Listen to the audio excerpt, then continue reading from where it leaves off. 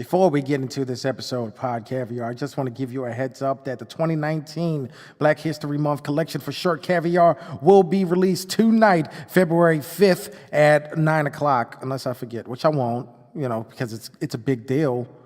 But tonight it's going down. Log in. If you order something from the 2019 Black History Month collection, you get a discount on any one item from the Shirt Caviar 2019 collection. I'm out. It's one of the best podcasts ever. Ever. Top 5 dead or alive.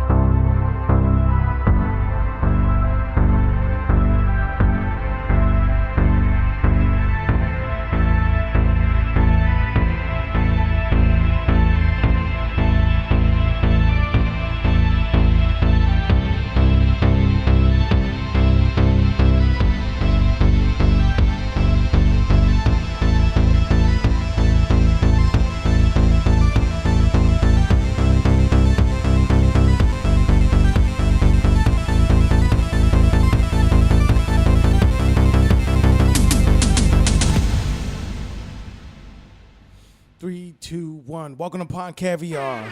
I'm Tony. That's Graham. Hi there, folks. It's going to be a great episode. We just got finished doing an unbelievable episode of 1 Gram Army. I would recommend you go check that one out. In fact, if you've never heard of 1 Gram Army and this is your first time, that needs to be the first episode that you hear. It's a great starter episode. Yes, it is. Yeah, it was great. Good episode for beginners. Yeah. It was crazy. It was one hell of a rabbit hole. But anyway, it's Super Bowl Sunday, and one greasy rabbit hole. Yeah. Super Bowl Sunday game's about to start here in a little while. I'm again more excited for the commercials than I am the actual movie. I mean, the game. They might as well be a movie. They last year they came out with the next entry into the Cloverfield universe after the Super Bowl went off. Netflix did the Cloverfield Paradox, which was a pretty good movie, I thought. I haven't seen any of those. Really? And actually, well, here's what I saw. I saw the first Cloverfield movie. Mm-hmm. And I thought it was a cool idea, but it was a very difficult watch for me because nothing was ever very clear. Like, no images were ever very clear. And I was like, that's clever, but not very enjoyable. Right. You know what I mean? Right. That was where I landed on that one. And I understand that these other movies all play into it. The Cloverfield Avenue movie and all of that. And then that had not John Candy, John Goodman. Goodman, yeah. Yeah, that was a good one. He was in that. And I didn't watch that. That was a good one. I think I'm waiting on these movies, and I'll wait until they finish the final installment and then go back and watch the other ones. If you do that, then yeah, that would work. There's a lot of information that really connects all of the movies together, so you have to look into that, and then you'll gain a better understanding of how that whole universe shapes up, and it's pretty cool. I do understand that it's a universe, and although you know my feelings on new universes, you know what I mean? Yeah, it's and I like that because they're movies, so it's short inferences into that universe. But it is that you bring in another universe. We're in the midst of creating a universe. That's true. You know what I mean? Yeah. And so it's difficult for me to get super excited about learning another one. Right. Even if it is phenomenal. Yeah. Right? Yeah. I don't know what the hell I'm talking about. Still pretty cool. I think you're probably still a little traumatized from the No. You think you've moved past it? I think I have moved past it. No, what I was going to say is that I hope they keep that trend up because I like surprise releases especially of movies that I am a fan of, even the slightest of fan, but still. I wonder what they could bring out. They got a nice a movie coming out. Oh, maybe it is coming out after the game, or I think it's next month, but it's got Ben Affleck in it and some other actors, and it looks like it's really good. But it's like a group of guys that like were in the military, but then they're gonna go and Did they do rob. a podcast? They're gonna no.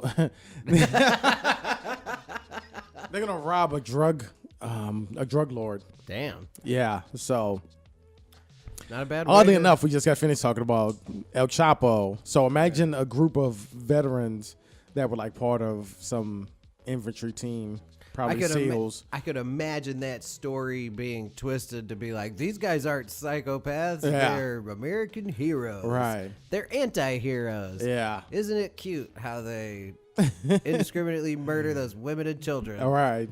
in the pursuit of their goals? You want me to play with the lights? Yeah, you can. Does it bother you? No, it doesn't. I'm used to it. So yeah. The movie itself, it looks like it's gonna be a lot of action. I'm a big movie guy. It looks like it's gonna be amazing. They have I really wish I could remember all the other people. It's Ben Affleck, you got the kid from Sons of Anarchy. You got the guy from Most Worst Year. Damn, what is it called? I don't. Most whatever. Well, he was the old guy, Oscar Isaac. Yeah, I fucking just named the least known movie that he made, but Yeah. it was a great movie, and I don't- watched yeah, it. and I don't know It who was that called guy is. A Most Violent Year. That's when he owned the oil company in New York, and the other guys were there was like 4 other companies, and they all owned that tri-state area.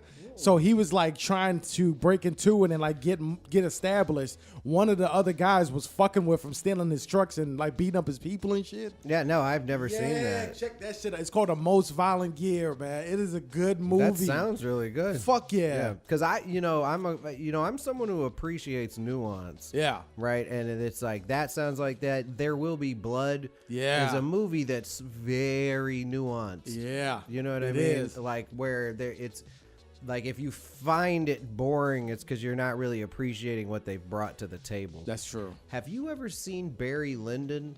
I don't think so. Barry Lyndon is a Stanley Kubrick movie that not a lot of people know about. Oh, okay. I've heard about it. It's yeah. like almost 4 hours long. Yeah. It is a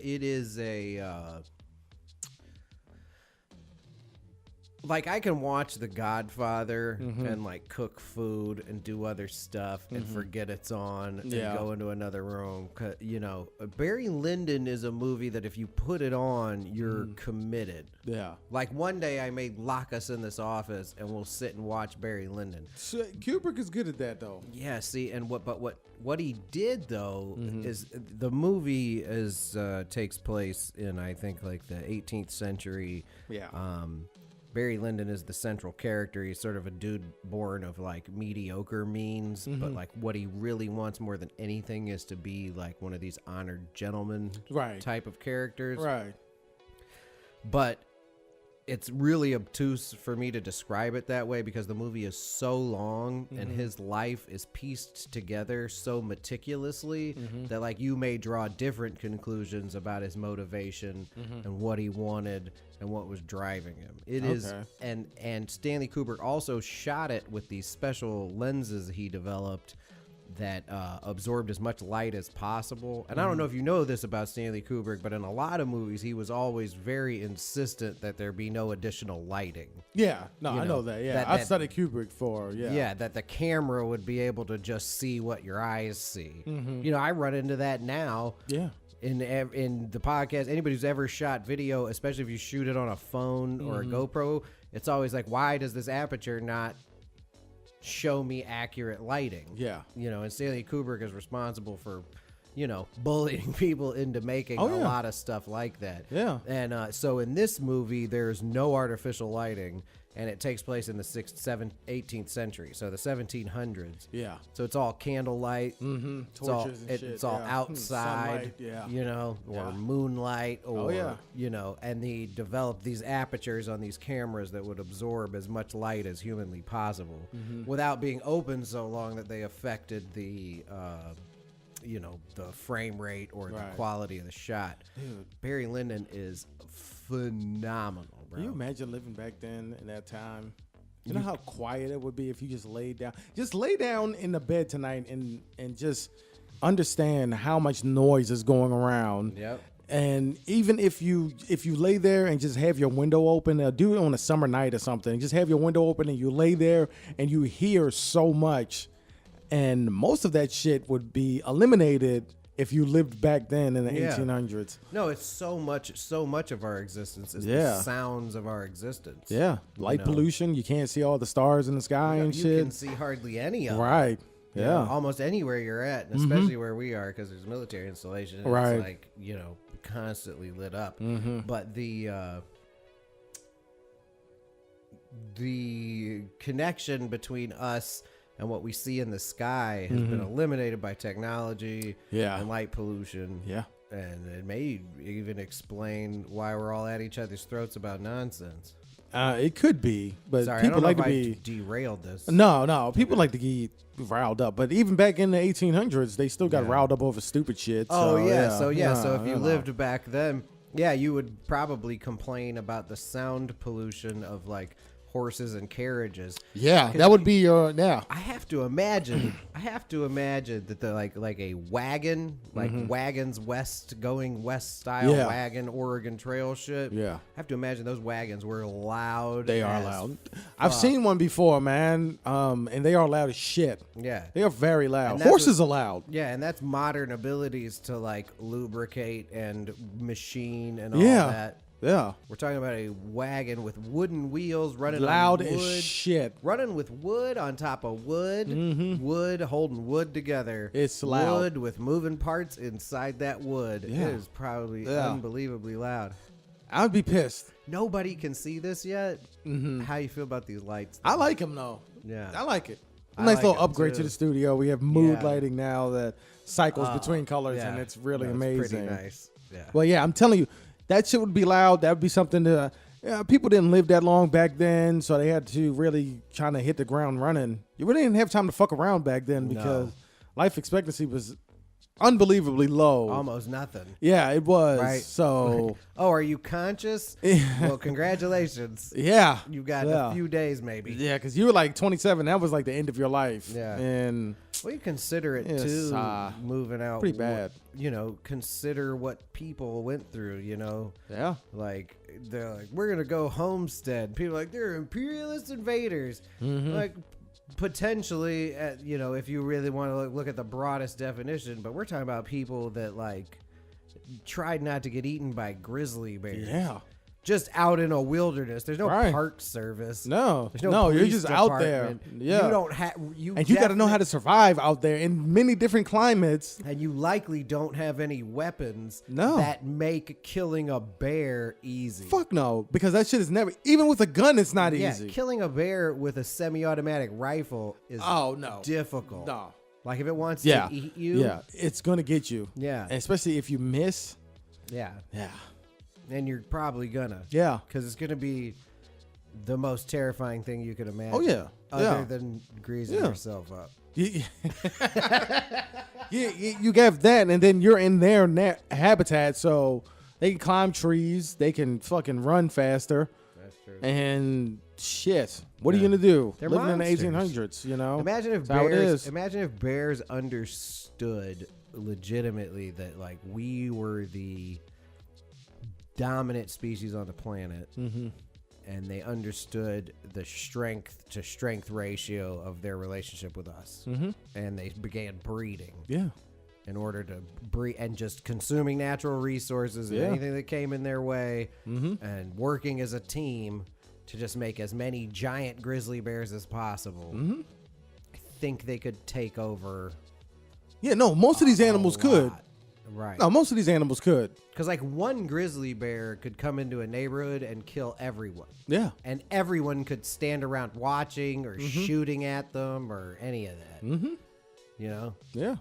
Bears have swam out to the middle of the lakes and grabbed people off of boats and then killed them and took them to shore. And then like the other guy on the boat was sitting there watching that happen. Right. And then the bear killed that guy too. They're It's monsters. just how it is. Yeah. They're No, monsters. yeah, they are. They're very strong, and they just don't get. And I don't understand what the term is because I've often thought that myself. Like, if these animals really smarten up, we'd be fucked. Yeah. Because They a lot of understood. times they're more adapt to environments, whereas we're not. So Yeah, we like- live inside for the most part, and we have nice soft beds. Yeah. You take all that shit away, then we're kind of, you Yeah. know, Well, it's you could not have- going to be a good day. And if a grizzly bear was outside of your house, Mm-hmm. right, and he was like, "I'm here to eat you," Yeah. it'd be very difficult to prevent that from happening Yeah, that's true. because he's not gonna knock on the door. No. And No, he's just gonna, realistically, whatever your house just is, gonna come in. Yeah, unless you have an iron gate right, for a door, right, and then even then, the moorings better be pretty fucking tough exactly. because we're talking about like a 800 800 pounds, yeah. 1,000-pound bear, and if they were, because they can get up that big, so Yeah. if you're planning an invasion, yeah, and then what if they make a pact with sharks, where they're like, look, humans are the thing, they can't do dick. Mm-hmm. Like once you get a hold of one, it can't do anything about it, Right, and they make a pact with sharks. Where do you go? in the air. Potentially, you got to come down though. You can do solar power. You can't stay in the air forever. What are you doing up there? Yeah, you can. What do you got to eat? Bring food. Yeah. Hey, dude, look, you just solved space travel. We should be No, on I the mean, if it was third a life or planet death, for- I'm pretty sure we can come up with something that will just keep us in the air. Damn, when- did you notice this purple light is basically a black light? Yeah. Yeah, you're lucky you can't see that poster behind you. It's very distracting. Should turn around and look at it for a second. Just watch it. Wait for a second. Wait. Yeah. Now look.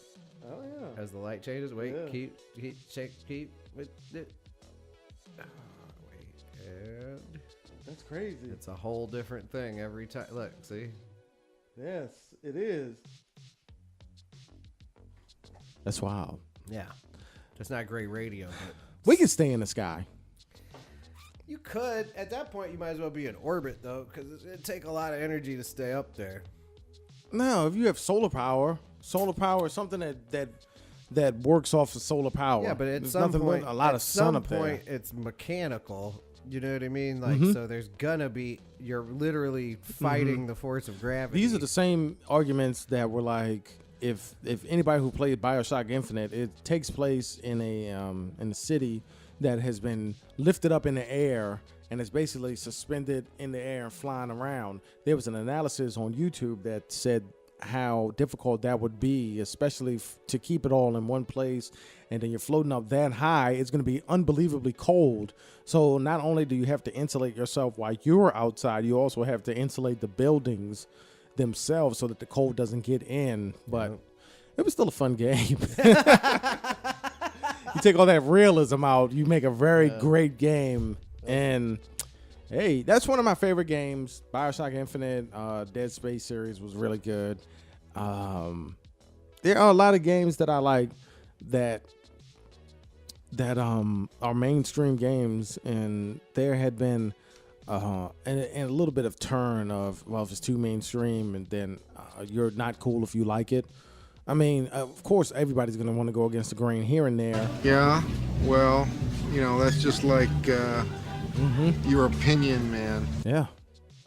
I mean, it's pretty much what you got to say, but It is. I like those games. I like BioShock. A lot of people didn't like I've never BioShock played Infinite any because of it was them. different than the first two BioShocks, which took place like Underwater and Rapture. I played none of them. Yeah, I they're don't pretty good. know. It's a fucking. See, They have all of them on one disc often- now. I often feel the need to play all the video games and see all the movies because you're always on top of those things. And many, many times, unless it's movies we saw 1,000 times as kids, Right. you'll be like, "Did you ever see this movie?" And I'm like, "Nah." Yeah. And that's not like I'm not being a dick. Like, Yeah. well, why'd you see it? I'm just like, no, I didn't see that one because I was busy watching Ghostbusters again. Right. You know what I mean? Nah, man. It's That's two of the things I love the most: the movies and the damn video games. Yeah. Like I just downloaded Anthem is coming out, and I downloaded that, and I'm waiting on the Division 2 to come out. But yeah, see, that's my thing with video games too. Though, is it's a hard, like a good video game. I fucking love it. Yeah. Right. Yeah. It's hard to reel me in. Yeah. You know. Yeah. Really.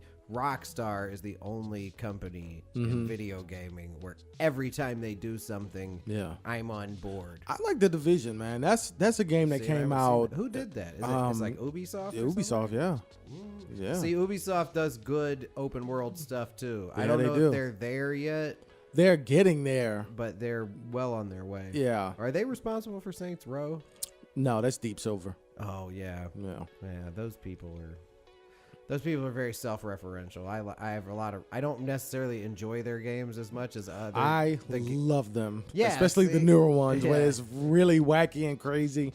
A lot of that is what I base Caviar City on, because it gets to the point. If you ever played Saints Row, especially the newer games, 4 and then Get Out of Hell, Gat you're Out like, of Hell. what is this shit? Conceptually, Gat Out of Hell is one of my favorite video games Yeah. of all time, Yeah. undeniably. Oh yeah. Because Get Out of Hell often would just veer off into like complete absurdity for its own sake, but it would make sense within the gameplay. Yeah. It was almost like they were trolling Grand Theft Auto and being like, yeah, we'll see, we can be absurd too. Yeah. Yeah. You know? Yeah. And they were. Because at first when it came out, it was a Grand Theft Auto clone.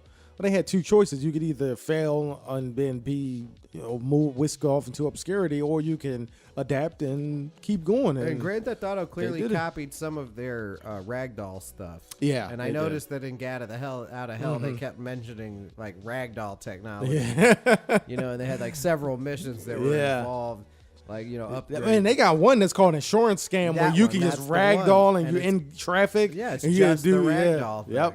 Yeah. Oh, And yeah. I feel like that was Yeah, meta. man. You know, I feel like that was them going, hey. That shit is hilarious. Great games, man. They A are lot of great games coming out. What time are we at now? What do we have now? You're we at have, 20 minutes even. Oh, sweet. All right. Did you mean sweet or shit? More time to do podcasting. Yeah. But yeah, still on. Man, there was a game that came out called Brink, and I don't know whether you're familiar with Overwatch. Overwatch is a great team-based game where you have objectives, and you know, it's very popular, unbelievably popular. It's a fun game to play. Kind of imbalanced here and there, but whatever. What game isn't? Anyway, before there was Overwatch, there was Brink, and one of the last times I went to GameStop, I wanted to get something completely different, and the guy was like, "Have you heard about Brink?" And I was like, "Yeah, I have, but I'm kind of not sold on I it." didn't see it. Yeah, I was like, I'm not kind of sold on it, but whatever. He like kept talking about it. I was like, you know what? Whatever. I'll pre-order it. It came out, took it home, played it a couple times, and it was essentially the same thing. It was a precursor to Overwatch, where you have team-based gameplay and then you have objectives. It just failed. Yeah. It just failed. And it bombed unbelievably. In a spectacular fashion, it bombed. Reviews were horrible. The gameplay was horrible. It was connection issues. It was just not a cohesive product. So that was one of the last games that I actually pre-ordered, because when you pre-order something, you're basically saying, yes, I want to buy it, and here's part of the full payment for it. Yeah. And I'm like, yeah, I'm not doing that shit. They still do it now, the way you pre-order something, you get like bonuses and all that shit, but it's like that and DLC, downloadable content should be free. Absolutely. And you end up taking something that was $60. Because remember when we had Dude, Sega yeah, and it was just a cartridge? Yeah. You can't update that, so the games had to be Right. fucking perfect when they shipped them out. There was very few times where a cartridge game was stamped and distributed where they had to go back and change something, and those few cartridges that still succeed, that are still around, are very valuable because you just didn't have that change. But then they started coming out with firmware updates and shit, and that really. The updates to online video games are fine. My concern is that you have to pay to enjoy all of the perks of a video game. Yeah. And that would be fine if your video games were free. Right.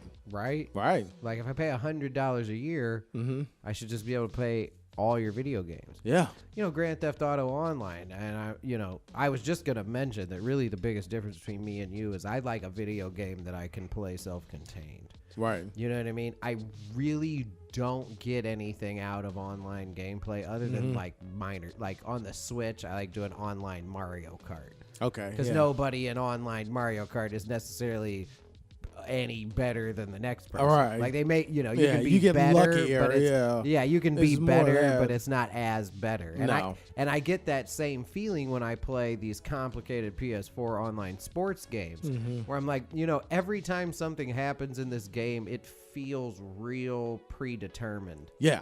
You know what I Yeah. mean? Yeah. A lot of times it is. You know, especially on those baseball games. You'll be like, oh, well, it told me my timing was perfect when I swung at that pitch. I was in the exact same spot as that pitch, but I just swung through it. Because the computer will just insert that existence.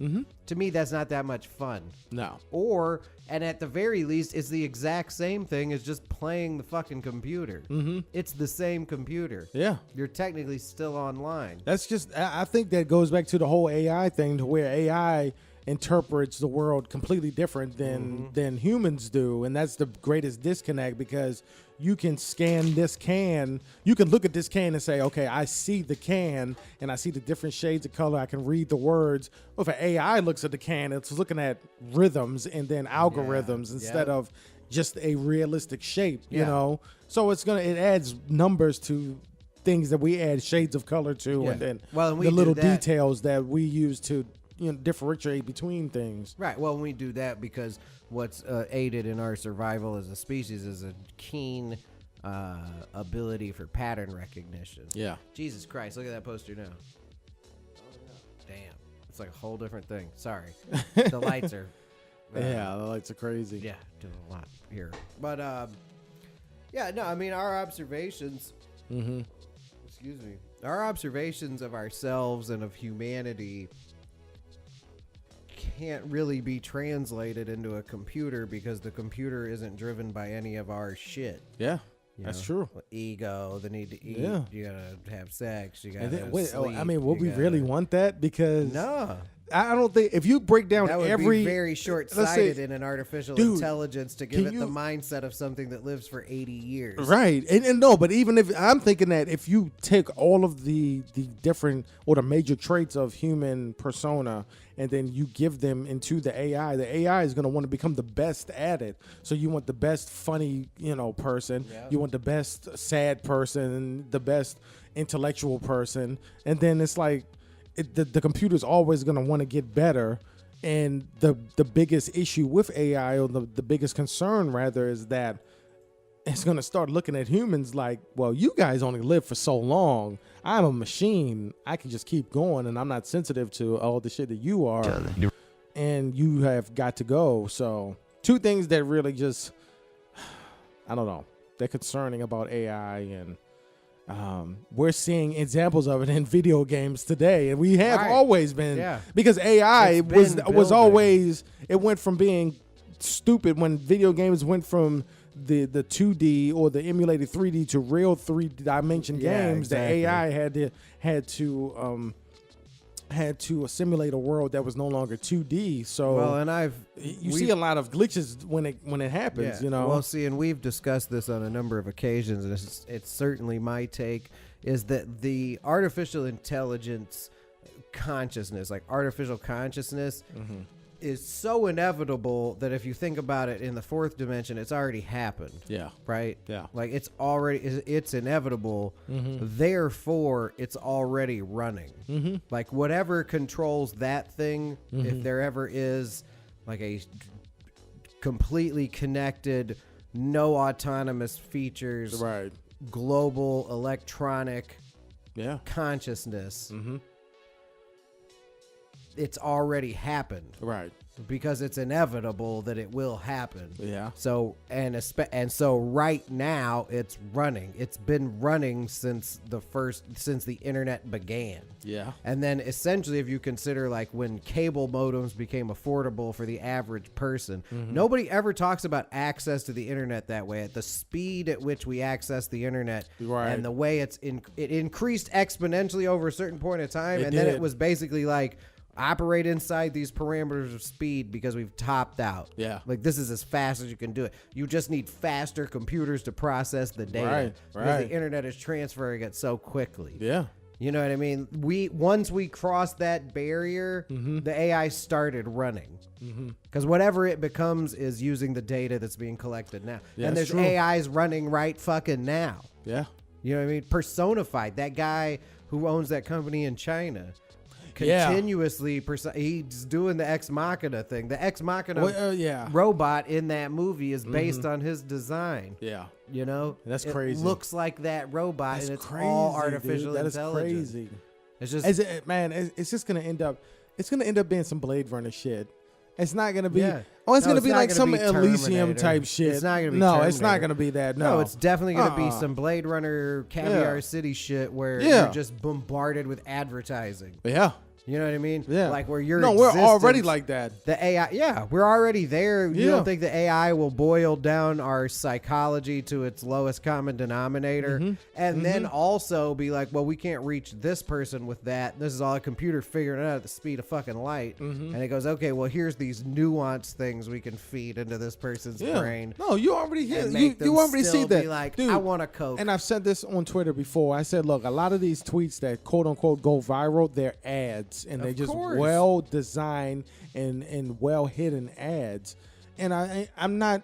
It's One the- thing feeds into the other. This Yeah, isn't tinfoil yeah. hat shit. No, it's not. No, this is just these companies have gotten so advanced that they're ahead of the curve now, and they have been for a while. To that, a lot of things that you see are so-called viral. They're not by accident. No, they're ads for different things, even if they're things that aren't even out yet. You associate those things with a product, and then you have all of these It's people. market research. Yeah, it's really just a big market research campaign that happened, and then they came up with all these different things, and now this is the world that we live in, where we're fed ads at a level that's so clever that we don't even notice. You have to sit back and actually understand what you're looking for, and then you'll see it. It'd be beautiful if the end of artificial intelligence was Terminator, because we could wrap our heads around it. It's Yeah. going to end up being like your fucking glasses begin projecting advertisements into your brain. Yeah. And then advertising becomes something completely different too, where it becomes something where you don't just shriek the name of the product Yeah. over again. You feed people tiny bits. You know what I mean? And then at the end of those bits, they're like, I want a Coke. Yeah. Yeah.